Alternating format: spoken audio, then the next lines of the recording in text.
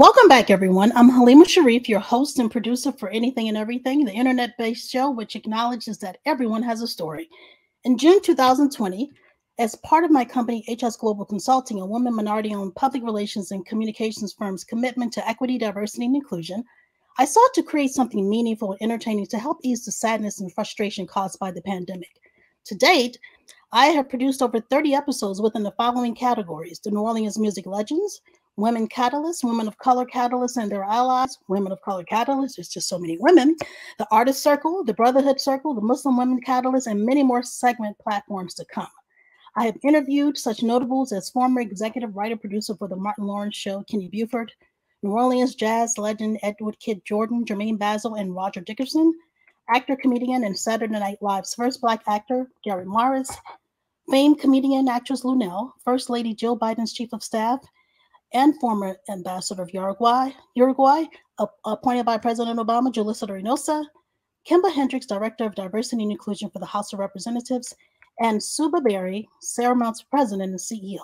For the record, Sarah Mount represents the evolution of an enduring legacy supporting and advancing women in the workplace over the past 40 years to the important work we do today of empowering inclusive workplaces for all. For more information about anything and everything, visit www.anythingandeverythingmedia.com. Today's guest for our Women's Catalyst segment, and in honor of Women's History Month, is the wonderful, lovely Leigh Stringer. Welcome, Leigh. I'm so glad to have you on the show. Thank you for having me. I'm honored with all those esteemed guests. My goodness. My goodness, you're just as esteemed as they are. Well, thank you. I would like to introduce you all to Leigh. She has such an amazing, fascinating background, and you'll see why. Leigh Stringer is a workplace strategy expert and researcher whose work has been covered by a range of news media, including Fortune, CNN, BBC, and Good Morning America. Leigh is a managing principal, I can't even talk today, my goodness, at EYB, an architecture and engineering firm. She is the author of 2 best-selling books, The Green Workplace, St. Martin's Press, and The Healthy Workplace, Amicom. Leigh has been a keynote feature speaker in front of audiences ranging from dozens to thousands, including Coronet, the Urban Land Institute, the International Facilities Management Association, the American Institute of Architects, Healthcare Design, the Society of College and University Planners, Women in Construction, the Center for Workplace Innovation, the Health Enhancement Research Organization, the U.S. Green Building Council, and many others. Leigh's work with a wide range of clients, including corporate government, higher education, and healthcare, to help them create sustainable and high-performing workplace environments that enhance well-being and human performance. She is driving the COVID workplace response for her company and her clients, helping them rethink, reprioritize, and plan for an uncertain future. Recently, Leigh was chosen to be the spokesperson for LL Bean's award-winning Be an Outsider at Work promotional campaign, featuring the first ever outdoor co-working space. She is featured in an upcoming documentary largely covering her material from her latest book, The Healthy Workplace. The film is called The Workplace Garden, and content centers around the stresses and challenges of our modern work life, produced by Conscious Content Media. Oh my goodness, that sounds so amazing. Leigh is a founding member of Global Women for Wellbeing, whose mission is to empower healthy female leaders at all levels for a more sustainable world. In 2018, she launched Woman Up, an activist network of more than 300,000 women and allies stepping up to fight for progressive causes and political candidates. With her husband, she self-published a book, Pandemic Pickup Lines, Painfully Punny Icebreakers for a Plague-Ravaged World, as a PR stunt to raise money for pandemic-related hunger relief in 2020. They also recently launched an online word game to raise money for animal-related causes called Furdle. Over 50,000 games have been played in the first 2 weeks since the launch. Leigh has a Bachelor of Arts with a major in architecture, Master of Architecture, and an MBA, all from Washington University in St. Louis, Missouri. She lives with her husband and 2 daughters in Washington, D.C. Man, the word health and well-being is my favorite words. And I think as women, this is so important for us. So I'm just so delighted to have you on the show. And it's Women's History Month. I mean, what can you expect? So thank you, Leigh. Awesome. Thank you. Tell us about Leigh Stringer.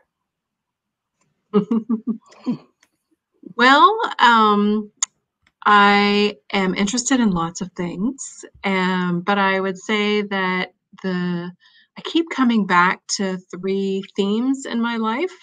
One is around sustainability and the importance of taking care of our planet. We only got one. The second is health and well-being as individuals and kind of sustainability from the people front, right? Sustainable living. And the third is around supporting women into leadership positions. I really believe strongly the world is a better place with more women at the helm. Hey, that's a wonderful elevator pitch, but I have to tell you, it's perfect because we do so much as women, sustainability, wealth, and our health and overall well-being. And because of that, many times we overlook certain things in our lives. We're working so much, we're taking care of husband, children, and everyone else on the planet. And I think those things are key importance. And as I was doing some research on you, and after what I know, it's interesting that you have segued into that part of your life. So what led you? Sustainability, health and well-being, just the workplace, all that. What led you to that area? Well, on the sustainability front, it was watching Al Gore's movie, The Inconvenient Truth. I'll be honest with you, I was pregnant or maybe had just had my first child, and I was thinking hard about the world I was bringing my daughter into and what that was going to be like. And I think the movie did a nice job of scaring me to death. And also thinking as an architect, what an incredible role I have to play. My team has to play with really preventing a lot of these bad things from happening, and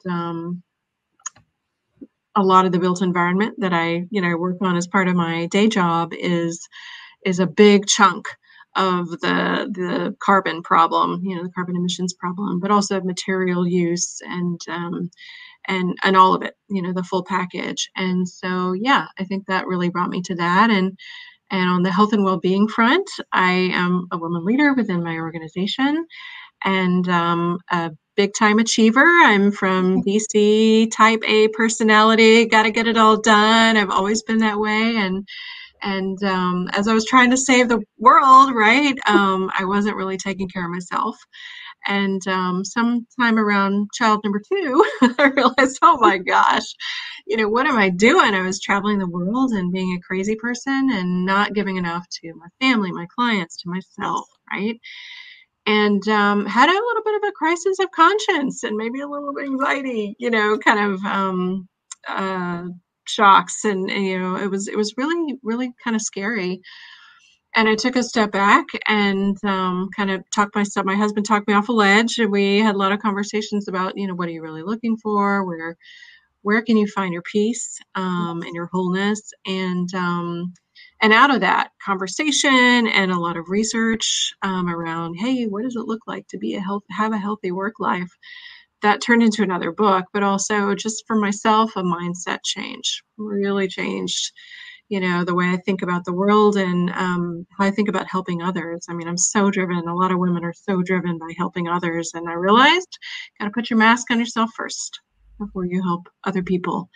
So yeah, it was kind of an incredible journey. I don't know, maybe 7 years ago at this point, I started and have since kept up. And I think the women in leadership, maybe it's watching my girls grow up, and seeing what where they see themselves and what they want to be doing. And I find myself telling them, don't be the supporter, be the boss. Yeah, that's Don't right. be the one, the helper, or I'll give some, I'll be the behind the scenes person. I'm like, look, if that's what you're comfortable with, I would never want to force Of anybody, course. especially you guys, to do that. But if you have an opportunity to have a platform, go step on it. And so anyway, I think all three of those things, it's just been, I think in all of us, as we kind of go through our career and our life and all of that, you start to have some mantras. You start to have some cornerstones that are really Mhm. important. And so I've kind of settled into those three for the moment. Well, I think that's great, and you're telling your girls, you're giving them some great wisdom to lead them. We are constantly reinventing ourselves through our experiences, and you're right. Many women like to be behind the scene, but sometimes you really do have to exert yourself more in that boss mentality. You're so true about that. Let's talk about your architecture career. If I'm not, and I was reading, and I not that I was reading because I'm always reading, but I know for a fact because I've worked with several architects that approximately 17% of registered architects are women, and like quite a few other careers, it has a long-standing history of being a male-dominated field. So, would you mind sharing your thoughts on your personal journey and that percentage? Yeah. First on the percentage, it's amazing. Actually, the 17% surprises me. I thought it was a lot lower than that. Certainly, even lower numbers in the C-suite, right? In Yes, the yes. senior rankings of firms. And I think a lot of our industry is a bit in the dark ages, or has Mhm. been historically, because it's back to, you've got to work 60, 70 hours a week, kind of thing. Like, we may have 50% of the women start in the profession, but over time, once they have children, once they have other, needs beyond work in their life, they're often pulled, they can't put in those hours anymore. True. So we lose them. We've lost them historically. And we've not been very flexible in how we think outside the box and how to engage people and continue to keep them on part-time, or give them a break for maternity leave or an extended maternity leave, whatever they need, right? Yes. For family commitments. We've lost a lot of women because they're caregivers of their parents, or of their neighbors, or you name it, right? And so that caregiving is not going to go away. I think women will continue to have that. So I think the firms and the companies out there that have figured this out, they're, how to create more flexible work as well as work life, experiences for their staff, the more likely they are to be able to recruit them. And speaking for myself, Yes. it was a real journey. I think, yes, I was a 60, 70-hour weeker for a very long time. I'm lucky to have a husband who works from home and is able to handle some of the burden when I was traveling globally a lot. But everybody doesn't have that, for Yeah, sure. that's true. And he got tired of it. I'll be honest. After a while, it's like, you want to have two parents. It's really, if you're lucky to have that, then I think it's important, to try and make it happen, at least for us, it was. And so I pulled back, at a certain point in my life, to only work for clients in the United States, as a starter, but also part-time. I've only recently gone back to full-time work. I was working part-time for a long time, and just negotiated that with my employer. And now that I'm employing others, and hiring a lot of people, first thing I do is like, what do you really need? And let's find a way around having you work part time and still get your benefits. And same with people who might have retired, bringing them back up into the workforce, in a flexible sort of way, is a real positive for them to stay engaged, many people to stay engaged if they want to. So I think just giving people choice and flexibility, for men and women, I think is really, really important. And, for me, it's become a thing. It's a really important thing. I think now, in this world of, Mhm. employers everywhere saying, Yes, having you to can say compete that for that again. top talent, and this is something you can lean into if you can figure it out for your organization. Man, it sure is going to save you a lot of headache, and you'll be able to recruit the best. I agree. I agree. And we hear this often, in the past 2 years. And look, we are literally in March, 2 years in. And, Yeah. COVID pretty much showed us how to create that balance. But even as we're working from home, sometimes there still is no balance because you find yourself on the computer and working until midnight. You're like, what is that? Doesn't make any sense. And especially as women, because we're home, we're cooking. I mean, not to say husband's not there, but it's just something in us, and we don't know how to stop and say no at times. So I think it's important for us all to create that balance. In architecture alone, um, just for our audience, what kind of projects were you doing when you first started as an architect? When I first started, I was Yeah. working on children's museums, Hmm. and a lot of higher ed, well, I guess low K through 12, kind Okay. of, in libraries and things like that. I was working for a small firm in Memphis, Tennessee, and it was awesome. It was so fun. I can imagine. I have to tell you, I'm from New Orleans. Um, and there's a really nice children museum there. And honestly, I would just bring my kids there just for my own self, to be totally honest with you. And speaking of architect, living overseas and having an appreciation for the sculptures, the material. I don't know anything about art or architecture, but it's the ambiance. It creates a certain feel good. So whenever I see buildings, I appreciate the artistry of an architect because I know a lot goes into that. But I'm like, oh my gosh! And I don't know if you've ever visited Qatar, but the buildings are amazing. And I'm like, how in the world was that even designed to go in these different directions? Is it going to fall? What happens if there's like a tsunami or something? But that has always fascinated me tremendously. So that's interesting. So children museums, I mean, I'm sure it was intricate, but I mean, just the joy of the little kitties and all. How many projects do you you expect to be working on at once? And I'm asking you that question as a PR person because we in PR we're multitasking about 15 clients at one time. But there's always some type of overlap and synergy. So how would you describe that in your field? Well, the number of projects you work on depends on the scale of those projects. So if you're Okay. working on a big museum project, for example, you might be on it with lots of people for many years, same one project. If we're doing a lot of, corporate renovation kinds of projects, those are a lot smaller, and yeah, you might be juggling a number of them. In my case, a lot of my clients, and the firm I work for now is UIP.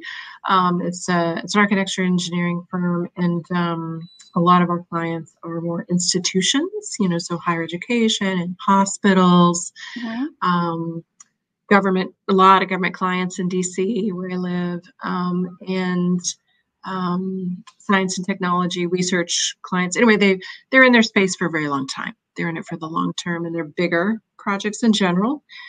So we're lucky to have, only one or two or maybe a handful that we're juggling as opposed to 15. Some people like it though. Some people love the, you know, kind of ER, I got to be working on, lots of different things to stay motivated and stay interested in the work I'm doing. But more folks here prefer fewer projects. And what that allows you to do is go deeper, right? And Yes. the sustainability side, if you're investing in a 50-year life building or a 100-year life building, you're more likely to be able to really invest and think about what you want the sustainable materials you're choosing, and the energy that the building is going to be using over time, and the quality of the materials to be able to, Mhm. handle lots of footfalls over the years, Oh kind of yeah. thing. So, yeah, I think it's funny talking to different designers, because you'll find people of who like different things, but we're more in it for the long haul. So speaking of designers, what style of architecture would you say is your favorite? I'm sure.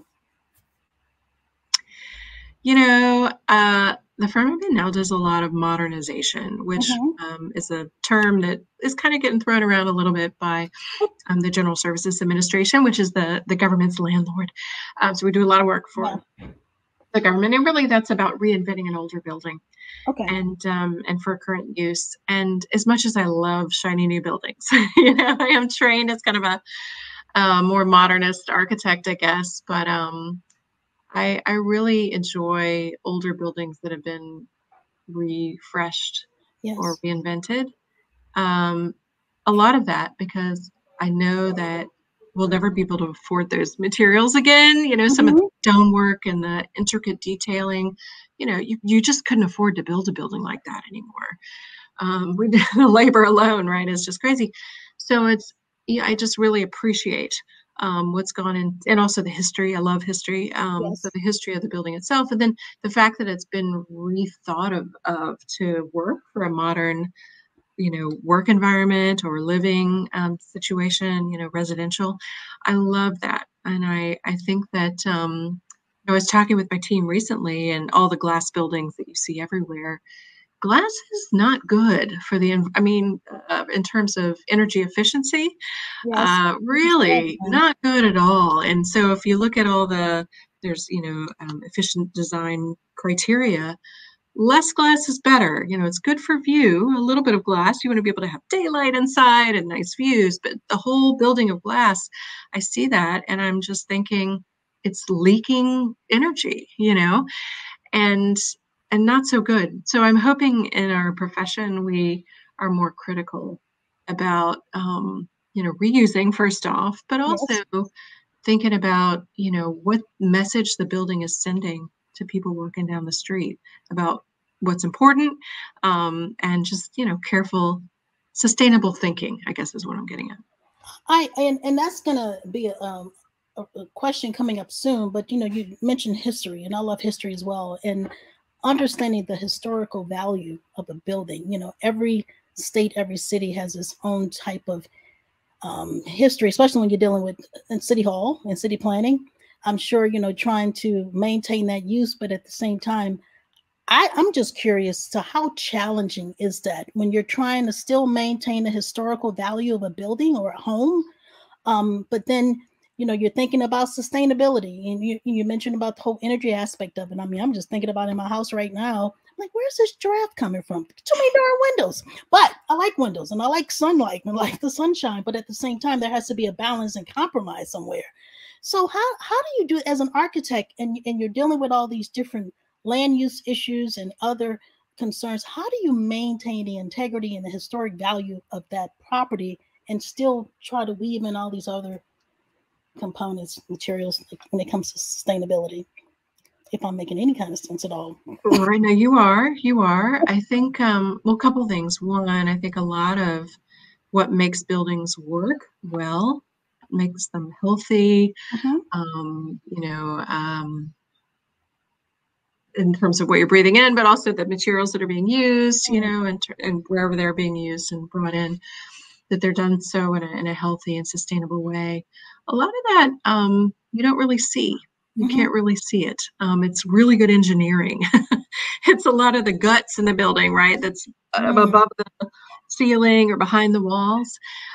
So I think it's a little tricky sometimes when, you know, you're trying to show someone, no, this really was done so much better, because it's, you know, you can't see it. It's physically behind, or it's good air quality. Well, you know, unless it's really, really dusty in the building, you can't tell, you know, if the air quality is good or not. But there's systems that are monitoring it, looking at it, and you know, watching for volatile organic compounds and things like that in the air, on a real-time basis. And that, you know, you can see a dashboard, you know, in a facility manager's office, but you can't necessarily see it in the building.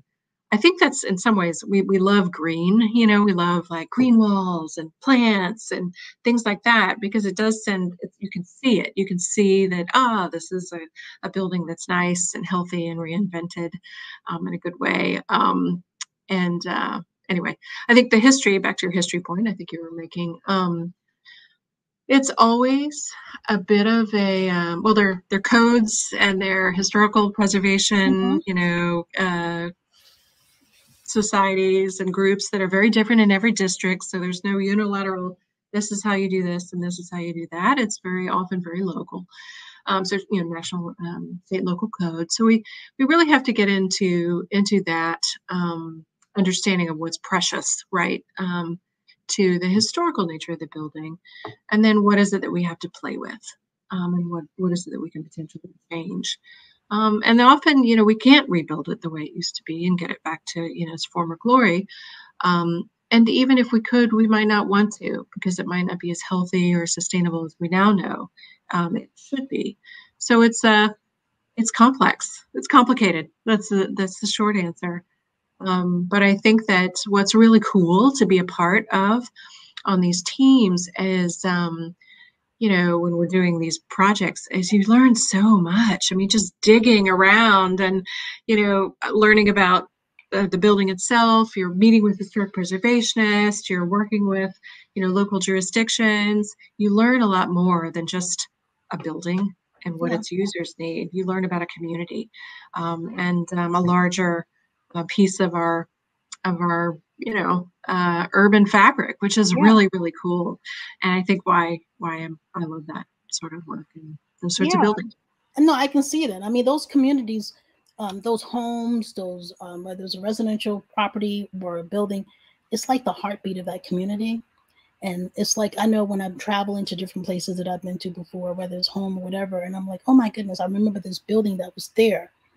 And it has so many memories, for not just for myself, but for others as well. I wanna go. I was gonna ask you a question, but I can just go on and on because I'm just personally fascinated and curious. But I gotta ask you, and I don't know if you can share this or not. But I was just thinking about my time working years ago, and I did years ago when I worked for City Hall. And every time a structure, a building, especially a supermarket, would go up, oh my, talk about phone calls. I'm not going to say which name because we already know which ones they are in certain neighborhoods. And so, how has, I don't know, have you had any challenging projects where the community came out? You had to go to city hall, city planning meetings, and then 1 minute you're starting a project, and then okay, we got to put it on pause for 2 years or 6 months or whatever. But that must be a headache, right? Well, I mean, there's a reason that process is in place, I right? It's understand. important to let the public have their say, Of especially if course, it's your backyard, or something that you see every day. exactly. Um, and it's interesting. I mean, I think that I'll give an example of my kids' school. Hmm. And this is not my project. This is another project. Another firm did the work, but my kids' school expanded, Hmm. and next door, and the neighborhood was in arms. And a Safeway, a grocery store, was there, and Safeway was bought out by another grocery store chain, and the grocery store chain said, "No more grocery stores here. We'll sell to anybody else, though, for the property." And of course, the school was like, "We'll take it." But it didn't matter to the neighbors. It didn't matter. They're like, "You took away our grocery store. I don't care that nothing else could have gone here, or that another store couldn't have gone here." And it was really, really interesting, that whole process of listening to people, understanding their concerns. There was a lot of, town halls and sitting in people's living rooms from the school Yeah. and from the architecture firm and others, part of the planning groups. Just going through it. And I think that part of it too is it does take time for people to process changing their physical environment. You know, Yes.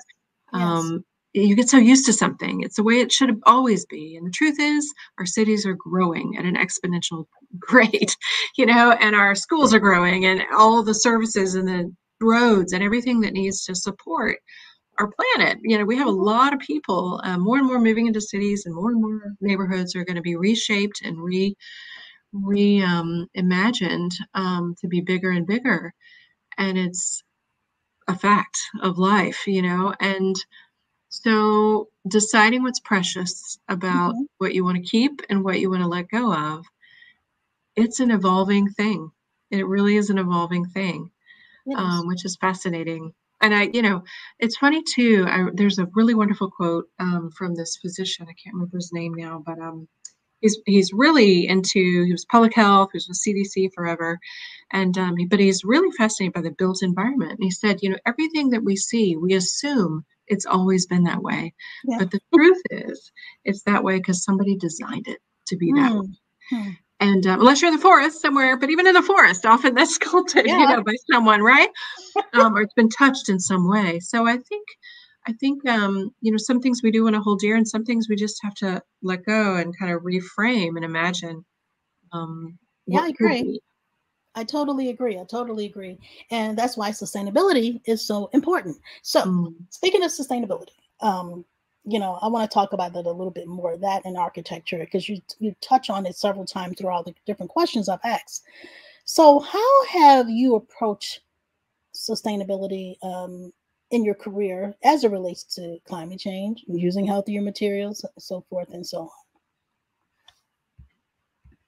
Um, so there's so many things. on? Yeah. So one thing for folks listening to this or watching this, the LEED criteria has been out for a while in Okay. the built environment, leadership in energy and environmental design. Hmm. And over time, it was developed many years ago, but over time, the bar for how sustainability is defined has gone up and up and up. Hmm. And it's very comprehensive. It looks at material use, it looks at water, clean water and use of water. It looks at, energy use. It looks at how, from what distance did you go to get the materials for your building, right? So the transportation, moving products back and forth from the, place where the wood was forested to your local site, that kind of thing. I mean, all of it is very, very detailed. And there are also a lot of components of the LEED criteria that include health and well-being for the individuals. So access to natural light and healthy air and all of that. And there are additional credentials that the built environment, the building industry has really taken on. One is the WELL criteria. There's another one, Fit Well criteria, very similar to WELL, a little bit different. And lots of others, like globally, there are all kinds of criteria. But I would say that the building industry has gotten pretty savvy on these tools and is embedding a lot of what it means to be sustainable Hmm. in the way that they do. And you won't win any architecture awards anymore if you don't think about the COAT criteria, which is the AIA, the American Institute of Architects, has 10 different criteria that they look at for the best firms as well as the best projects.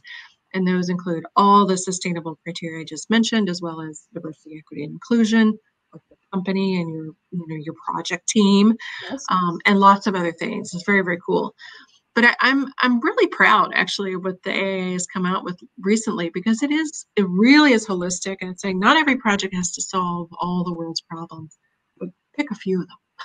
Right. Pick a Yes. few of them, and we'll reward you. And you'll be celebrated, kind of thing, which is awesome. I think it is awesome. I think it totally is awesome. And I'm learning so much. Just having this conversation with you, stuff that I didn't know, and just stuff just keeps popping in my head. Even the ones that I had already planned, but now they're just adding to the ones that I'm just like, okay. So healthy, healthy, healthy. We keep talking about healthy. Um, what does a healthy workplace look and feel like? Well, Even though I would uh, prefer working outside, to be totally honest with you. I could talk forever about this topic. Obviously, I'm really passionate. So a couple things. One, there's healthy work and there's Yes. healthy workplace. Okay. And a lot of times they get blurred together, right? Mm. Yeah. Because you might have the most beautiful, pristine office that is clean and healthy air and sit to stand desks and plants and views and all that great stuff. But if you have a crappy boss, forget Yeah. it, It just or you're in throws it out a the place window. where you're overworked and you're not feeling like you're giving your best self to work and you have energy um, Yes. going into your workday Mm, and energy bringing back home, because you're so excited about what you're doing. that's So right. I feel like, I think for me, a healthy workplace is where you feel fully engaged. It's not really about hours worked. It's about, I love what I'm doing. I feel like I'm contributing to the world, contributing to my team, helping my team. And and we're helping each other, and making steps forward. And yeah, if I can do so and have time and energy for my family and friends, all the better.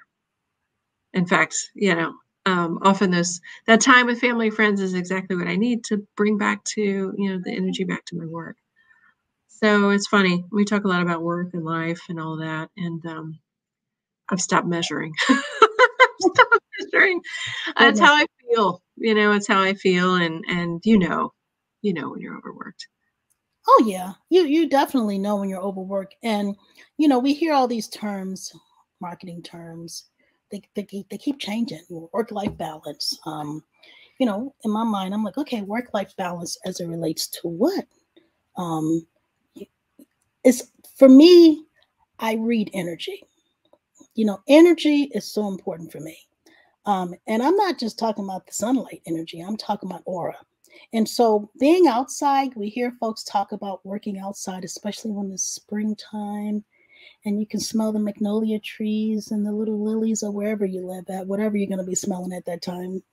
And just enjoying the ambiance and appreciating nature for what it is. I mean, we're a part of that nature. And so just to have that outside and be able to work in that type of environment, or just bring some live plants in your office or in your home, and it just gives us that extra feel that you need. But going back to your point, if you're working in a toxic environment, with a toxic boss or supervisor or staff, it's hard to flush that out and hide that and get away from that.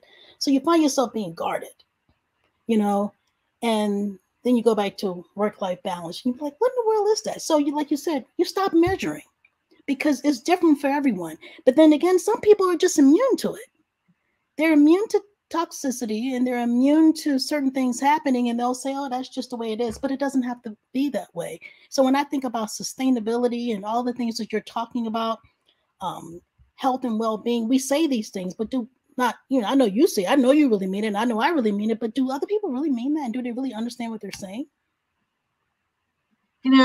It's interesting. I find that when you talk to leaders and organizations that get it, in my view, that really understand it, Yes. sadly, it's often because they've been through some sort of crisis, a health crisis for themselves or somebody in their family, or just something that really kind of shook them. And I guess maybe if there's one good thing that's come out of the last 2 years, it's shaken everybody. It's Yeah. shaken everybody. And there was a lot that wasn't working 2 years ago, Yeah. and a lot of it's still not working. But I'm hopeful that the kind of, hey, let's think about more flexible work, working outdoors, all the things you were just mentioning. I hope some of that continues to be part of our work life, our life, because some of it was good. Some of it was really Oh, good. And yeah. I think we learned to be more balanced, better coworkers, better bosses, better husbands, wives, I agree. daughters, all that, sons. So I feel like it's don't let a good crisis go to waste. That's all. Hey, listen, you're speaking my language, and it's a shame to say you're speaking my language like that, because a lot of times we struggles in life, whether it's a tsunami, a 9/11, a Hurricane Katrina, or whatever it may be, they make us think and realize, like, what is humanity? And humanity, not just as people, but as a part of an environment, an ecosystem. And so when I look at that, we take those things for granted and we just regurgitate words because it sounds good. We don't really, it's really important to know what that means. So COVID has been, it's been a disruptive situation in a very sad way. You know, may God rest the souls of those who are no longer here with us. It's been a challenge, and I hate to even say it's been a blessing too, in its own way. So it's had its moments, and it's given us as people working in the workplace an opportunity to really look deep within our organizations, our people. Mental health is a big deal. Mental health our overall health and well-being. And if some people love what they do. I love what I do. You love what you do. But sometimes you gotta give yourself a break and say, hey, wait a minute, let me smell those roses and trees or whatever, because it's not easy, and right now it's not even easy. But hey, like you said, we can go on and on about that. So, boy, I feel like I can talk to you forever.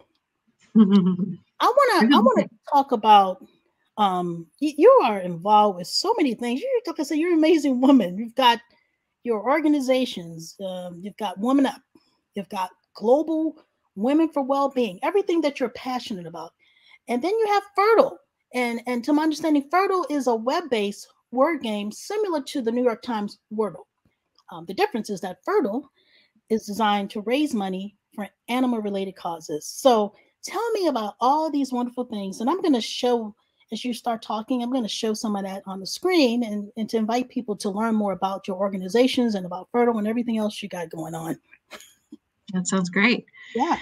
So, Furdle is one of those things that we thought, gosh, what are ways that we can help animals? My husband and I both love our puppy and know that the last couple of years we've all kind of adopted a lot more animals, and they've had a really special place in our lives and our homes. And there, a lot of folks, as people have been going back to work, a lot of organizations are accepting animals back, because people can't take care of them. And so it just broke our heart. And that, along with a lot of other things around animal rights and things like that, we decided, hey, let's just create this cool game, Furdle, Furdle, for those just listening, with the idea that, you can go on, and for every game that you play, we will donate to a variety of animal causes. Right now we have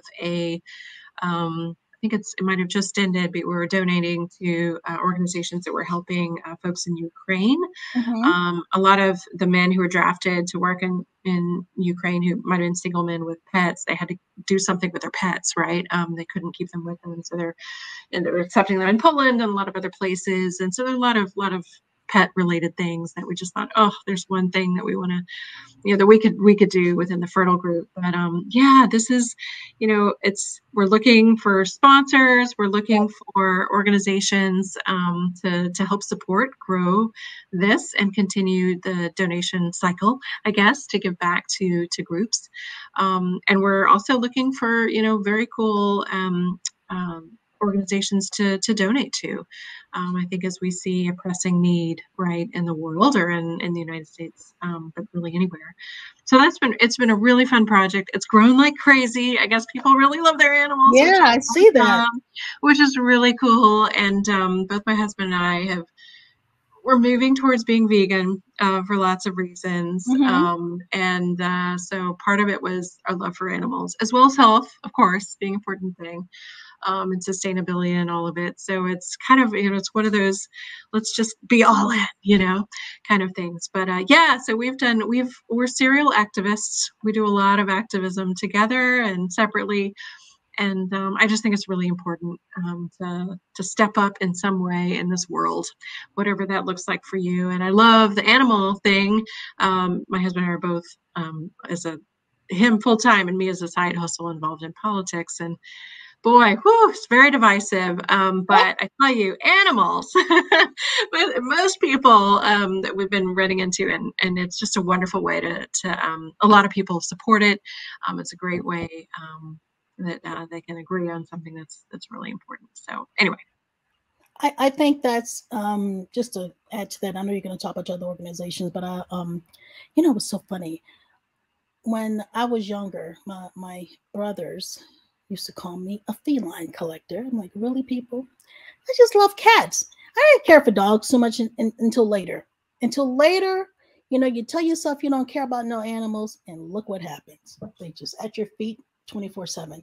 But they're very therapeutic, and There's a sweet. lot of data around that, Oh actually. my goodness, so therapeutic. That total unconditional love, no matter how many times you fuss at them, they're just gonna keep coming back, licking on you, and making you feel special. They make you feel better than your own husband or children half of the time.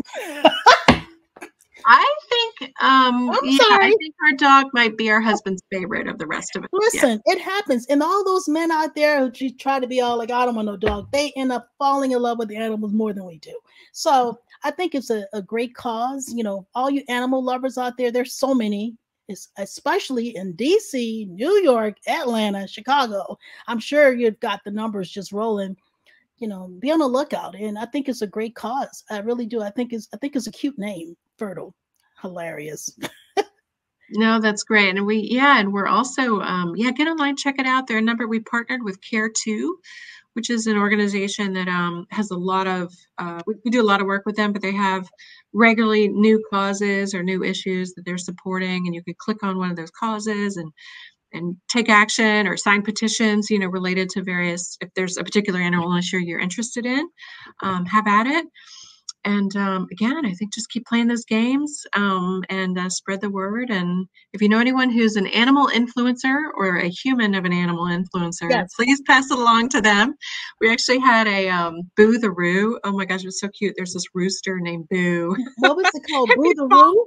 animals, Boo the Roo, like gave us a little shout out.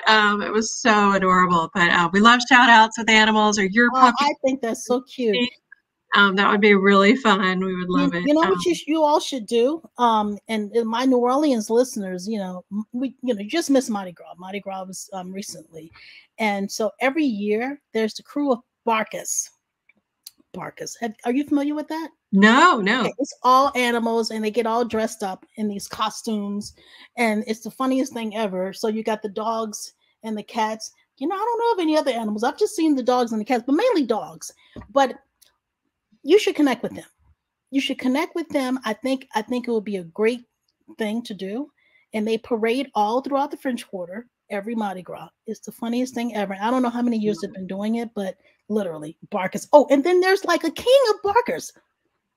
Like Of course there there's is. like an animal, a dog who gets crowned, and I'm like saying to myself, does this dog really know what's going on? All he knows, he's got all dressed up and he's putting treats on him and whatever, who knows. But I think it's really cute. So you should think about that as well. Love it. So anything I can do to support you and your husband in this endeavor, I think is a great idea. So y'all check out Furdle. Okay, so then you've got all these other things going on, woman. You've got Woman Up. Tell me about Woman Up. So, my husband runs an organization called Left Action, which has about 1.5 million progressive activists who Okay. support candidates and causes. And after the 2018, right before the 2018 election, we decided to spin off, and create a new group called Woman Up, that has right now around 300,000 women progressive activists across the country supporting candidates and causes. We have some amazing clients like AOC and Elizabeth Warren and, you name it. Mhm. Usually at the federal level, we're at the moment supporting more folks at the federal level, but also some governors, that is kind of on our radar as well. And it's great kind of matchmaking, right? So a lot of them have particular causes or things that they're passionate about as part of their platform or whatever. And so we're able to match up, folks from our list, to people who are passionate about that. We're also working with ACLU and lots of other organizations in general. Gabby Gifford's organization, on gun control. And anyway, so it's been really awesome to kind of give women a way of connecting to causes they care about, and in particular, pointing them towards candidates who are really pro women.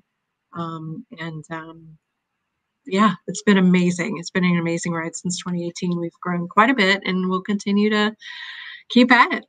Hey, I think it's great. I'm all about supporting women causes and issues, and it sounds like a really great organization. I'm definitely going to check it out.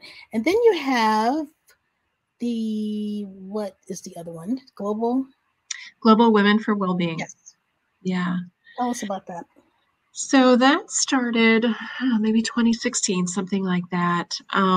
It was a bunch of gals sitting around at a conference, drinking wine after a very long Always day. fun.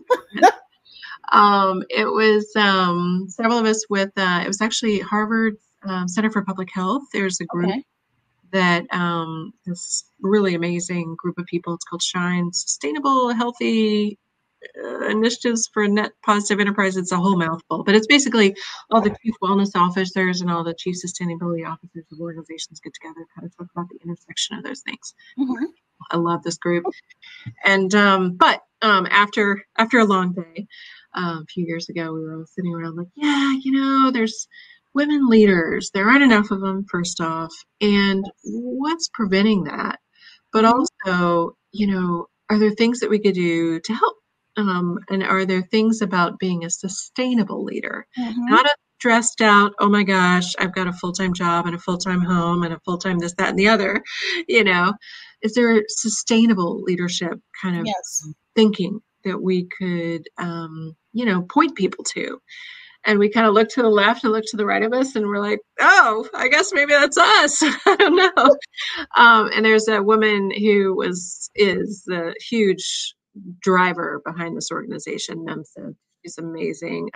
The real founder and fireball behind it. She has an incredible resume. She'd worked for Goldman Sachs and a lot of other health and wellness organizations, and she's really knowledgeable about how to do this stuff. And so yeah, she really got us started and board, and there are not lots of others who have been instrumental in kind of building that group. And so it's part membership. There's a lot of events that we had pre-COVID, when we can all be in person. Oh, yeah. These were in cities in 16 countries. It was crazy. I mean, it launched really quickly. Like there was a real pent-up need for sustainable leadership for women.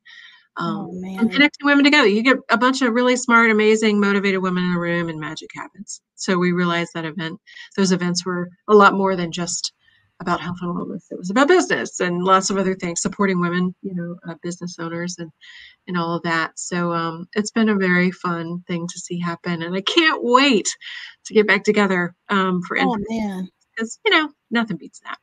Hey, of course. I think they're all great organizations. And I think it's something important that you're doing. And with Furdle, remember Furdle, we've got Woman Up, and you've got the global, what is it called again? I'm looking at Global Women. It's all on the screen, so go check it out. Now, there's something I wanted to show. The Healthy Workplace. You are an author. How many books? 2 books, 2 babies. So the Healthy Workplace, and what's the other one? The Green Workplace. The Green Workplace. Tell me about those books. So tell us about those books. Yeah, sure. No. So the Healthy Workplace, well, the Green Workplace was my first book, my first time writing a book. I knew a little bit enough to be dangerous about sustainability. I knew a lot about the workplace, and I was asked to speak about it a bunch, and I was being asked to speak more and more. And then I started blogging, and I was like, you know what? I have a lot of data here. Maybe I should do something with this. And I went to a conference where there happened to be a lot of authors, and I met them face to face, and I was like, you know what? She's not that smart. He's not that smart. I could do this, kind of thing, which is really, sounds funny, but it is nice to kind of meet people who are just a little bit above you, ahead of you. So it was really helpful. They were amazing. Some of these friends I met, and they connected me with an agent and the whole process. So I learned how to write a book, which was great. And met a lot of amazing people in the sustainability world as a result. And then my second book, I decided writing after I realized I wasn't in a very healthy place, work-wise or work-life-wise. And so that one, I knew how to write a book. I kind of have done that, but the content was really new. So for me, that was really it was a journey of interviewing all these great, amazing leaders who had been through, things themselves and had really transformed their companies in amazing ways. And that was really cool. Both were cool in their own ways. The experience of doing it, I highly recommend. If you're interested in writing a book, if you're passionate enough about something and you have something to say it. Yes. I agree. I totally agree. There's so much that we can learn. Reading is so essential. And a lot of times people read books or information that they're only interested in, but sometimes you need to read stuff that you're not interested in just to explore your mind a little bit more. So, I'm not an architect, never had any interest in being an architect. Sustainability is something we've been talking about for years. Once upon a time, I got tired of hearing about it, but then I realized my goodness, it really makes a lot of sense, especially when you're doing PR on it, you know. And so it's like, okay, but you know, there's so many things that within our environment that are so important. And a lot of times, why are those people just always talking about the environmental stuff? Because we're in it and we're breathing and we're living and we're experiencing. So it's so important, not just for those reasons, but so many other reasons. And I think a lot of times folks really don't think about those things. They just figure, oh yeah, whatever. Okay, well, whatever will end up catching up with you at some point. So anyway, tell me about Leah. I mean, say Leah. That's not your name. It's Leigh. Tell me about Leigh, the mother, the wife, the author, the everything else that you have to do being a woman at home, in the workplace, out in the forest, wherever. I like the out in the forest. I like Yeah, that one a that's why I lot. said it on purpose. So That's my new home. I'm gonna live out there, be a crazy oh hermit. my goodness. That sounds awesome. Yeah, no, I think, I was having lunch with a friend Mhm. from college the other day, and she's like, "Yeah, I follow you on LinkedIn, and I really don't understand what you do. Are you still an architect? You got all this side hustle stuff going on?"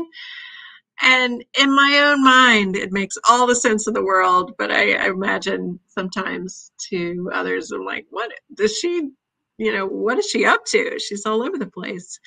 And in my head, it all fits, like to save the world, we have to be healthy, and That's we right. have to be healthy leaders. And in order to lead well, we need more women who are. And so, I'm trying to kind of connect the dots here and make a difference in little ways in all those buckets. But in my head, it's all the same effort, same passion, coming from the same place. So I guess, as I think about being a mom and Mhm. taking care of the kitty poos and all of that, I do spend a lot of time talking to my girls about, how are you, what are you really passionate about, and Yes. just dive into that. Don't care what it is, just really get in there and try it, and don't be afraid to be on the skinny branches. Hmm. That's You right. know, Some great don't be advice. afraid. You're not going to know. I mean, nobody knows, if you look at a job description, nobody really knows all of it ever. No, And, of course not. it's funny, the job description for my current role, running an office here, for a firm in DC, the job description I got 3 years ago is not what I'm doing Of today. course it's not. After post-COVID, like things shift and change, but I still love design. I still Yes. love, Yes. sustainability and all these things. So it's okay. The kind of core purpose and the core Hmm. values are still there. And yeah, I think it's finding your own purpose, your own values, and that discovery process is what it's all about. And anyway, I do, every once in a while I'm like, well, I'm traveling again, or I'm not there or present for my kids all the time, but I just feel like I'm out there giving the world what it needs, and I hope they learn something by that. I agree. I totally agree. You mentioned your firm, and tell us briefly about the company you're working for right now, and your team and the type of projects you guys work on. Sure. It's an architecture and engineering firm. Okay. Most of our work is in the United States, but we do a lot of work for the State Department abroad. So we're in lots of crazy countries as Awesome. well, for our government work. And we work Okay. for 4 different kinds of buildings. It's government, healthcare, science and technology, like Mhm. research, Okay. and higher education. So it's a lot of, I mentioned kind of institutions, a lot of folks that are going to be in their buildings for a long time. I would say more stable, but nothing's really stable in Of course not. the Yeah. world anymore. There's no stable Mm. industry, but a lot of our work is preservation and modernizing these older buildings, right, and reinventing them. And also new buildings too. We love new buildings, but both are great. And so yeah, and we love it, and it's really fun. And we're in 11 offices around the country, and continuing to grow and expand. And It's awesome. we have an amazing she suite, which I is love it. I love so it. I love it. I cool. love it. Yeah. And yeah, I think we're continuing to kind of reinvent. Hmm. I think a lot of firms out there, you maybe, you see their work and it's very consistent and you kind of know what it's going to be like to work there and know the nature of the work that you're going to be doing. And I feel like, in our firm, yes, we have some things we're doing now, but gosh, we keep reinventing and keep shifting and kind of changing pretty rapidly to adapt to what's around us. And so I tell people who join, it's like, we love your attitude and we Yes. love your passion, and that's why we hired you. The work that you do today may look really different a few years from now, and just be aware of that. Oh yeah. It's pretty cool with it. So. Listen, there's a lot out there. You speaking of healthcare, I know only because I work with a lot of healthcare folks, but I see Kaiser has been doing a lot of building lately, and I think I don't want to say too much. I was hearing that they're going to be building another site, either I don't know where it's at, somewhere in the DMV area, somewhere around there. Yep. But constantly evolving, healthcare, technology. I mean, like, oh my gosh. Always. So I want to ask you what's on the horizon, but as you're telling me about what's on the horizon, I want to share a video and you can talk about it. It's the trailer for a documentary, correct? Yes. So I want to share that. Let me pull it up. And after it plays, you can tell us more about it, even though it's pretty much on there, but let me share. Working in most places today, it's pretty stressful. Might have to do with a crazy boss, or I just have so much work to do, I'm overwhelmed.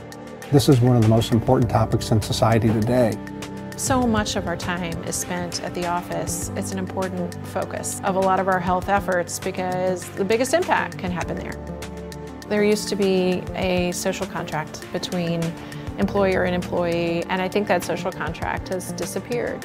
There's a lot of evidence that shows that work is actually a leading cause of death, but a lot of that has to do with the stressors that are created on our workforce.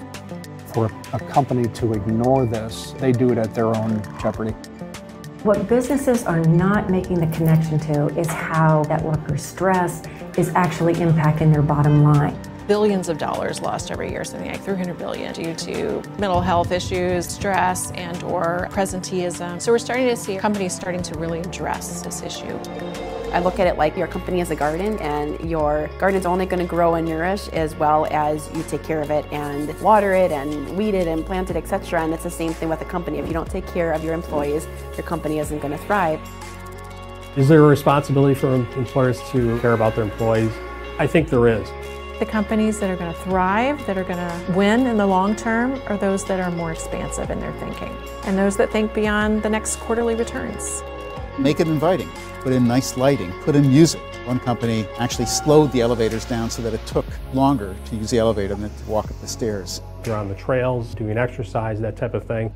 A lot of organizations are wrestling with all this mobility. Should people be in the office all the time together, or can they work remotely effectively? We have to think of our body as an engine. We need certain sorts of nutrition to really promote productivity and promote our brain functioning at its peak performance. There is an ROI in a lot of these health investments. Some of them paying off somewhere to 6 to 1. Every dollar you spend, you get 6 back in terms of not costing the organization. And that, I think, moves companies in the direction of social responsibility. When you invest in your employees, you're investing in the health of your company. We're getting fatter and sicker, so you can't ignore that anymore. You have to address it. It's a different way of thinking, but it's necessary. Just simply doing the right thing is good business. If you care about mankind, why would you not pay attention to the health and wellness of others around you? And I think we can rebuild that social contract, but we really have to do it one employee at a time.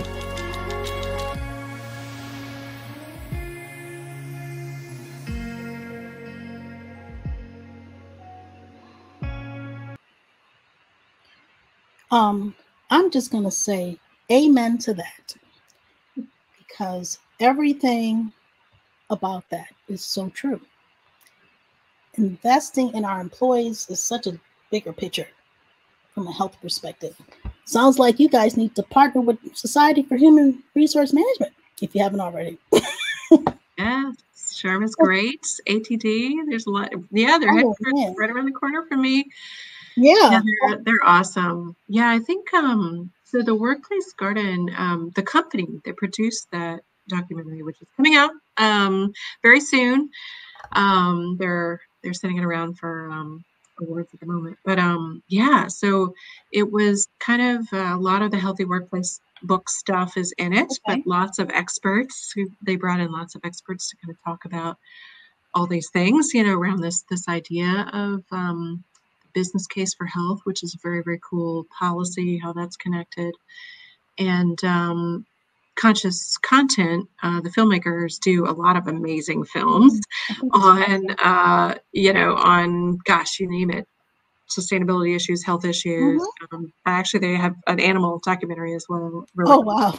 Lots of stuff that, really trying to raise awareness about these issues and using film to do that. So I'm super excited. They actually filmed, did most of the filming in our office maybe 2 years ago. Okay. A little bit before 2 years ago. And so we're like, oh, it's going to come out in 2020, and of course they delayed it for lots of good reasons. And I was wondering, like, in the back of my head, like, is this content going to still be relevant in a couple of years? Well, you know what? It's more relevant than ever. I'm sure it is. So I'm very excited for them, this organization, this film group. They're just amazing visionaries, and I'm real proud to be part of that.